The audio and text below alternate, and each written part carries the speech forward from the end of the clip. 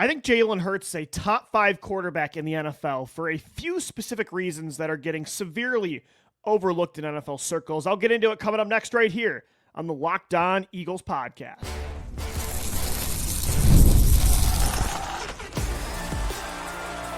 You are Locked On Eagles, your daily Philadelphia Eagles podcast, part of the Locked On Podcast Network, your team every day. We thank you so much for making Locked On Eagles your first listen each and every day. Welcome in, Eagles fans, to this Friday edition of the show.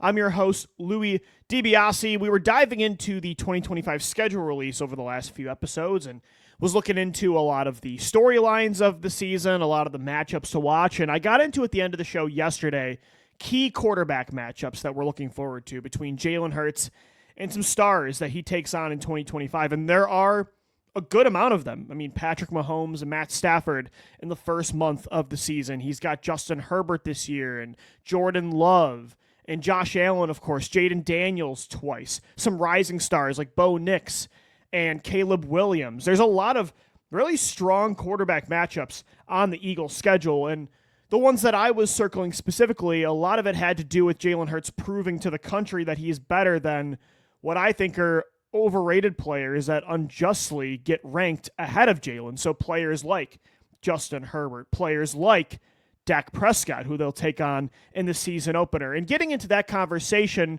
kind of got the gears turning, right? And I started thinking about my true top 5, top 10 quarterback rankings. Where do I think Jalen Hurts is in this conversation? I feel like I've always been pretty objective about Jalen. And maybe I'm sometimes, I think a lot of my listeners would say that I'm too far one way, at least for a time. I was really out on Jalen Hurts and the potential idea of him being a franchise quarterback that you could win with because of him throwing the football. You could win championships with him as your quarterback. And then there's been years that I thought he was a complete star. And along the way, I think after seeing a bigger sample size and seeing these championship runs, I feel like I have a really strong conclusion of who Jalen Hurts is. I feel like Jalen Hurts is a top 5 quarterback that has elite number 1 moments, but for the majority of the time, he's a top 5, top 7 quarterback. Is he top 3? Is he top 4? No, I still think that Patrick Mahomes, Lamar Jackson, Joe Burrow, Josh Allen, they do have another gear of dominance compared to Jalen Hurts from a passing perspective, from just an overall dominant perspective. Like, those guys can just dominate game after game, sometimes entire seasons, and Jalen Hurts is just one peg below that, but I do think he is a top 5 quarterback. The majority, especially at the Super Bowl run, before they won the Super Bowl, I said he was a top 10 quarterback with top 5 moments. Now, after seeing him win that championship, I think he's a top 5 quarterback with top 3 moments. Like, I think he can have seasons where, like in 2022, halfway through 2023, where he is an MVP candidate. And then when he's not that guy lighting the world on fire, I think consistently, in the moments that matter, he's a top 5 quarterback. And that's the part I want to get into, because I think Jalen still is, even after that Super Bowl win, and even though he has been to 2 Super Bowls and performed incredibly in both in 2 of 3 years, the guy has won 80% of his games since 2021. He's made the playoffs every single year. He has beaten all these great quarterbacks and gone toe-to-toe with them. It wasn't like low-scoring affairs. It was a back-and-forth battle with Josh Allen. It was a back-and-forth battle with Pat Mahomes multiple times. Same with Joe Burrow. Same with Lamar Jackson. So he has gotten that done. Even with all of this being said and his dominance on the ground, his ability to be clutch in the fourth quarter, to always shine in the biggest games, the most important moments, I think still he is not, because of the way it looks for him compared to these other players, because of the numbers that sometimes he does not put up, because of the style of player he is, I think Jalen Hurts still, in the consensus rankings, is seen more as what I defined him before the Super Bowl win, as a top 10 quarterback with top 5, top 7 moments. But I do think that is inaccurate now after that Super Bowl win.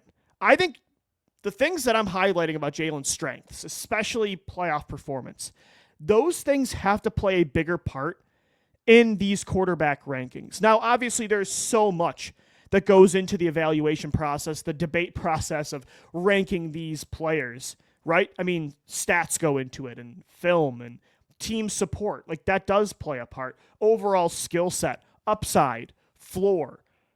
The conversation has gotten, I think, honestly, so much smarter and more backed up with context and data. So I actually think quarterback debates are more accurate and more intelligent now than they've ever been. I think back in the day, it was far too much about pure wins and losses and rings. Like that's all it was about with quarterbacks. And that's why guys like Troy Aikman were just so overrated in the history of football, because that, despite the numbers or despite their actual role in the wins and losses, it didn't matter if a quarterback got a win, even if he threw for 98 yards, 1 touchdown and 2 picks, that was still considered a plus for the quarterback. So the conversations got way more nuanced and intelligent, but somewhere along the way in evolving this conversation and this evaluation process in the draft as well, right? I do think we lessened the importance of those things, wins, losses, clutch performances in the biggest games, the playoffs, like the results on the field. I think we have lessened the importance of that in this conversation a little bit too much, and we've painted a black and white picture kind of what quarterback play is supposed to look like. And we can, of course, come to an assumption about what it looks like the majority of the time, what normally works, right? But I don't think that's always the case. I don't think it should be looked at in a black and white lens. Results have to matter more than they do right now on the football field, regardless of how it looks. If they get the job done, and I'm not saying it's in a Troy Aikman way where he's throwing for 100 yards, if it's an elite way, like Jalen Hurts a lot of the times will have elite performances, but it's not in the same style or way as Josh Allen gets it done, or Joe Burrow or Pat Mahomes, but he's discredited for that. Like that's where we need to change all of this, right?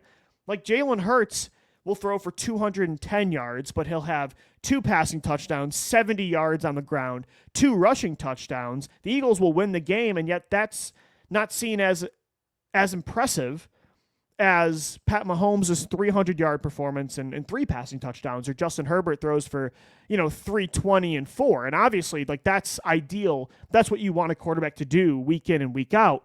But for me, it's like I do think we have painted too much of a black and white picture of what elite quarterback play is, what it looks like, and I think the results, like they have to matter more. Yes, that dominance in the passing game, it should be like the main thing that carries these ranking conversations. It's why I don't have Jalen Hurts ahead of Joe Burrow and Mahomes and Allen and Lamar Jackson. But I do think when it comes to like ranking players, you have to put playoff performance in this conversation more. Like, I'm sorry, I know Justin Herbert, you have to put results in more.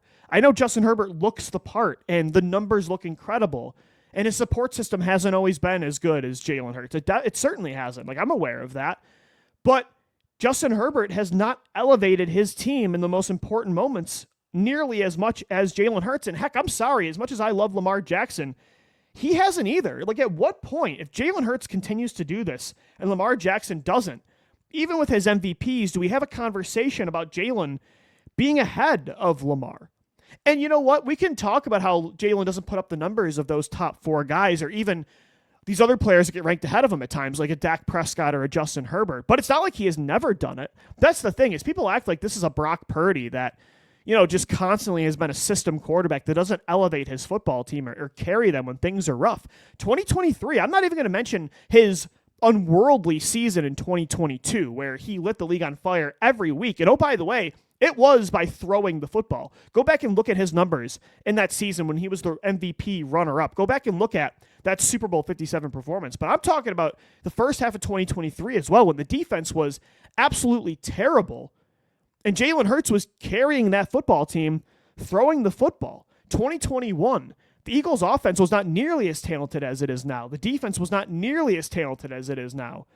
And Jalen Hurts, in a different way, it was more by his mobility and the deep ball, but in the lack of turnovers. But that stuff should still matter. Like, it shouldn't matter as much as the passing numbers and the overall performance in the pocket. But these things are ultimately what truly do matter in quarterback play. And if somebody is the best quarterback in the league in the most clutch moments when it matters most, and he has such a huge sample size of being that guy, like, that should matter more than I still think it does, right? I still don't think it matters enough. So I don't know. I think Jalen Hurts, because of all of that, is a top 5 quarterback. He's elite in his own way. It's different than, what some other quarterbacks are, even guys who I think are below him, like a CJ Stroud and a Dak Prescott and a Justin Herbert. But I don't know. I still don't think he's given enough credit. And I was thinking about that yesterday, looking at all these quarterback matchups. I still don't think people, after a Super Bowl win that was so dominant, and he did do everything that the league said he couldn't. The Chiefs dared him to pick him apart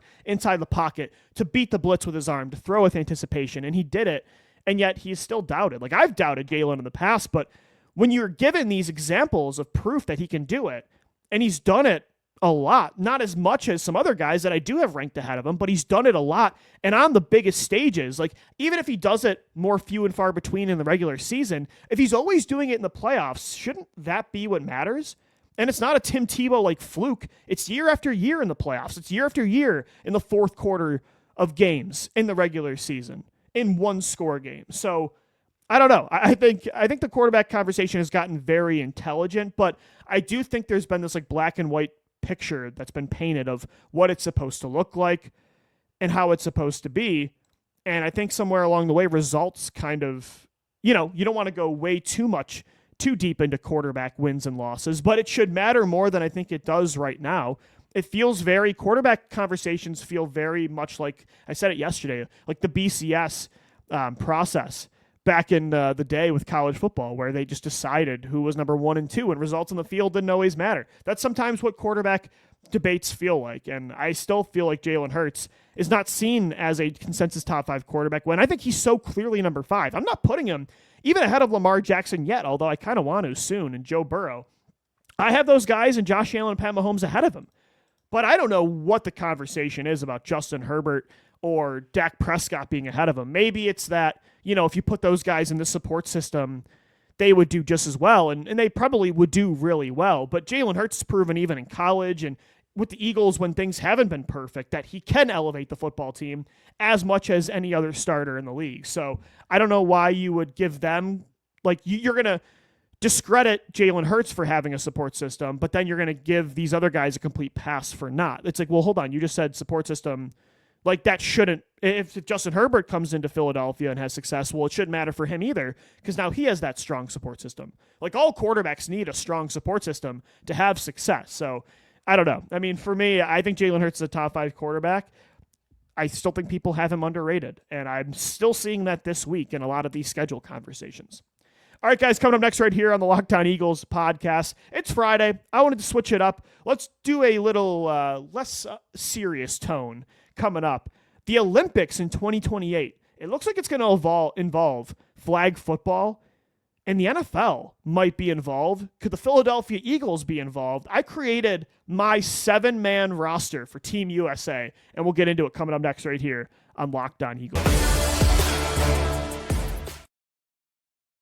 All right, guys, today's episode of Locked On Eagles is brought to you by Gametime. There's nothing like the NBA playoffs. It's been incredible this year in the Western Conference and the Eastern Conference. The intensity, the buzzer beaters, the fans losing their minds. It's the kind of atmosphere you must experience live. Like the Nuggets, my buddy was at the Nuggets Thunder game yesterday. He's a diehard Denver fan, forcing Game 7 in Oklahoma City.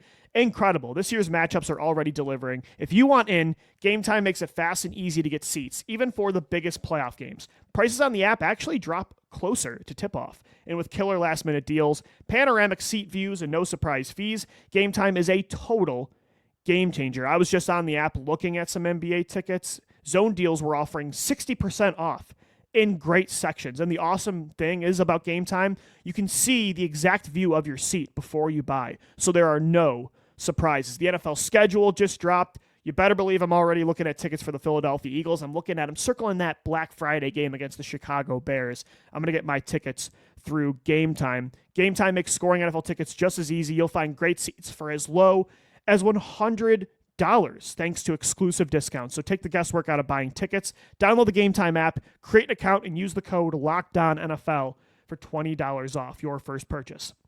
Terms apply. Again, create an account and redeem the code LOCKEDONNFL for $20 off.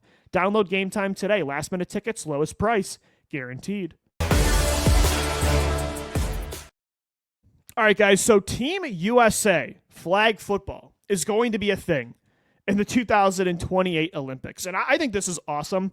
I love flag football. I love the way the sport has been growing. I'm in a flag football league every Saturday here in Buffalo, New York. For me, I think it's a really awesome alternative for those that don't want to play contact football. I would understand why you don't want to play with the safety hazard that it is. You know, if you don't want your kids to play, I just feel like flag football is a great way to still stay involved in the game. I actually think it's a good alternative for younger kids. If you don't want your kids playing contact football, tackle football until later on, maybe in middle school or high school, I really am a big believer in having kids learn the fundamentals of football, learning how to run routes, learning how to cover as a cornerback, learning touch and throwing mechanics through flag football and in a safer way. So I'm a big proponent of the sport, and I think it's absolutely awesome that the 2028 Olympics are going to involve flag football. The coolest thing, and I didn't know if this was going to be a part of it because I feel like it could be kind of like basketball where the competitive balance is going to sway so significantly towards one country, and it's obviously going to be Team USA. I didn't know if they should or if they were going to allow Team USA and other countries as well to involve NFL players. But it does sound like the NFL is going to sign off on NFL players being able to participate in flag football in the 2028 Olympics, which is just really cool to me. I think like a Philadelphia Eagle being on Team USA for a chance to win gold medal, that's a really cool, like, new fan experience that, like, we've never gone through. I think it's awesome in the NBA, or like I remember growing up in Buffalo, New York, as a Buffalo Sabres fan, they had a goaltender named Ryan Miller who was a complete stud. Like, he was the face of their franchise. And I remember what a cool, different fan experience it was when he was the goaltender of Team USA in the 2010 Olympics. And he carried Team USA all the way to the gold medal game, barely lost to Canada in overtime. And like seeing your guy from your team now lead your country, I don't know, like that's a unique fan experience that I think is really cool. And if the Eagles are representing Team USA, at least one player, and I think there's a good chance at least one of them will be on that roster, I think that would be really neat. So I'm a big fan of this.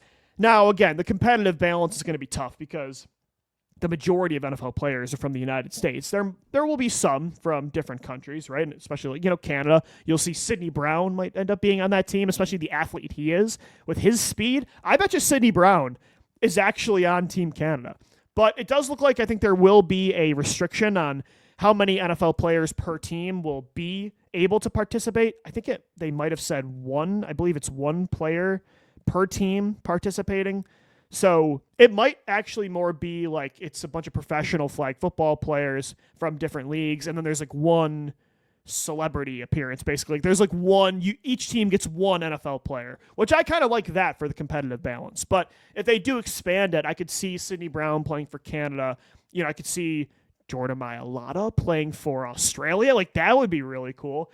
But from a Team USA perspective, and assuming this is going to be 7-on-7, which professional flag football normally is, here would be my 7-man team. All right, so here we go. And it's all about flag football to me. It's all about speed, agility, athleticism, and size. So that was my motivation for this. This is not the 7 best players in the world. These are who I think, if I'm assembling a team of NFL players for Team USA, 7-on-7, here's who I would want. At quarterback, and I'm so sorry for this god-awful Photoshop job. We couldn't get the Locked On team to get this going in time, so I did it myself. Lamar Jackson's my quarterback. I think that one's obvious, right? This is the most explosive quarterback in football. If you're going to rush Lamar and try to get his flags, good luck. Plus, the way he's evolved his game as a touch thrower of the football, he is an accurate passer. I think he can play on defense as well. Lamar Jackson, because remember, flag football players, they play both sides. I think, these franchises probably aren't going to love their quarterback representing the country. I don't know if any of these franchise quarterbacks will play. Maybe it could be Jalen Hurts. He was on the commercial. Maybe one of them play. If, though, there's the pick of the litter, and I'm building a team myself for Team USA, Lamar Jackson's my quarterback. At running back, I have Jahmyr Gibbs. I think he, at the time, remember, this is in 2028, so got another 3 years. Saquon Barkley, as much as I'd love to choose Saquon, he's going to be at this point, over 30 years old. I would take Jahmyr Gibbs. I think he is going to be at that point the most explosive running back in football from a speed perspective. He can catch the football out of the backfield. He can line up at receiver, whatever they use him in the formation. Jahmyr Gibbs would be my running back. And then it's all about, to me, length, speed, athleticism in the passing game, and on defense. So Travis Hunter, I think, is such an obvious one here, right? I mean, Travis Hunter can play wide receiver and cornerback. Like, he is the perfect player for flag football. So Travis Hunter, after Lamar Jackson, was actually the most obvious one for me.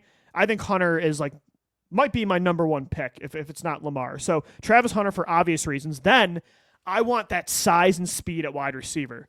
I want guys that are burners, but they can also just completely moss you. So I went with the two cyborgs from Ole Miss.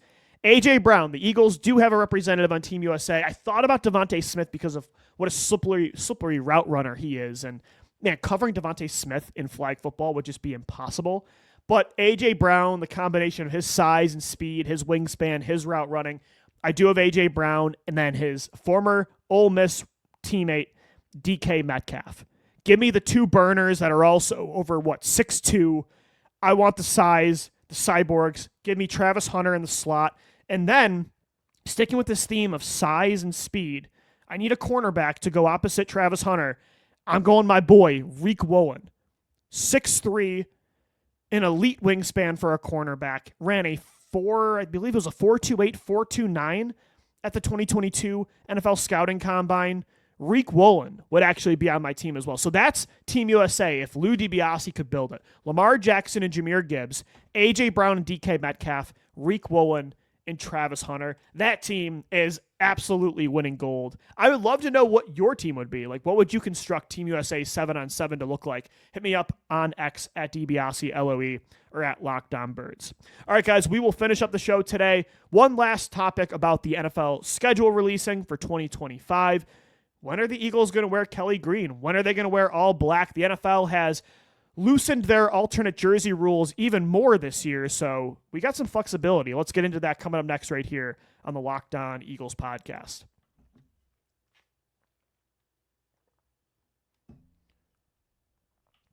All right, guys, so the NFL slowly is loosening their rules on jerseys, when they can wear alternates, how many times you can wear them a year, how many different alternate jerseys can you wear, can you combine alternate helmets with your normal jerseys? You can now do that in 2025.